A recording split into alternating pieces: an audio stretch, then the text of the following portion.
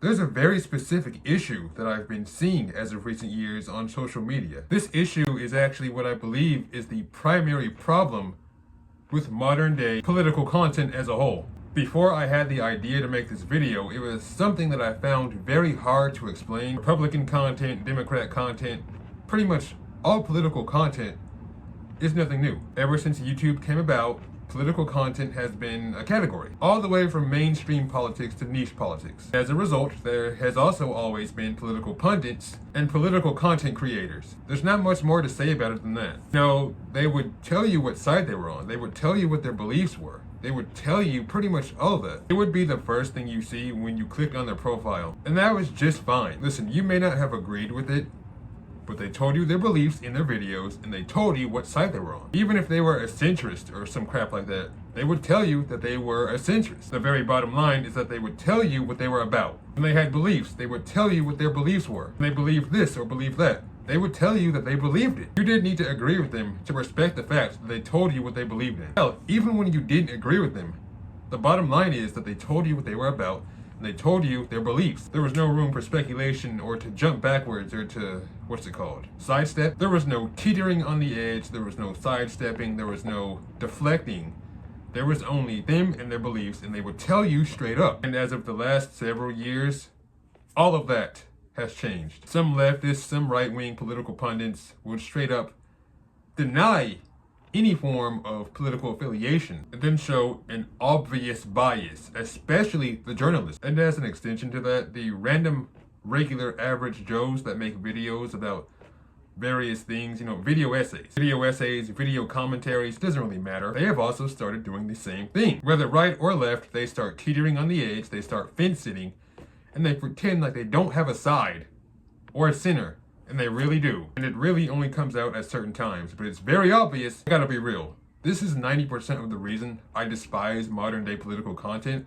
But that is a different video for a different time. But my point brings me to somewhere else. White supremacists. To be frank, the right wing as a whole, I see this significantly worse with. Because I'm not gonna lie. A lot of the time nowadays, the only ones actually still telling you what they believe in straight up are liberals and leftists. Whether you hate them or you love them, you can't deny that. It is a lot of people on the right that have right-wing talking points that don't actually like being called right-wing online. All that to say, I've been seeing a special brand of this with your average Joe white supremacist that makes video essays and other random content like that. And especially the pseudo-philosophy channels. My main point of this video is to tell these people and tell everybody watching them, you guys have a side. The only one that comes to mind by name is this guy named Jimmy Atlas. He is a proud white supremacist. He has said so multiple times on his Twitter account. Here's the problem.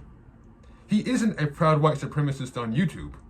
That is for sure. He makes these chud history videos, as they call them, that go against pretty much every study even his own people have done on parts of the old world, all in the name of white supremacy. Yet nowhere on his channel, nowhere on his YouTube account is there any label that says white supremacist. But that doesn't stop him from trying to push an agenda. This, in a nutshell, is exactly what I'm talking about. This form of subtle fence sitting, I'm not even sure if I can call it fence sitting at this point. As Kendrick Lamar would say, this form of subtle sneak dissing has become an entire issue with the right wing as a whole.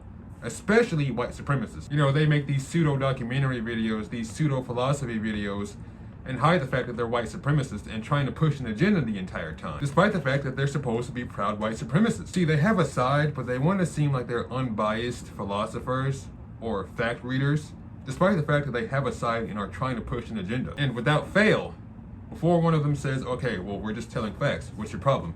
Your facts come from SaveEuropa.com. Every single time you click one of those videos and read the comments and actually watch through the video, it becomes apparent that their only source is never a source. All of this in a nutshell is what makes these people such a problem. I don't see nearly enough people talking about this anywhere. Not enough leftists, not enough centrists, not enough normal people whatsoever, because it's subtle.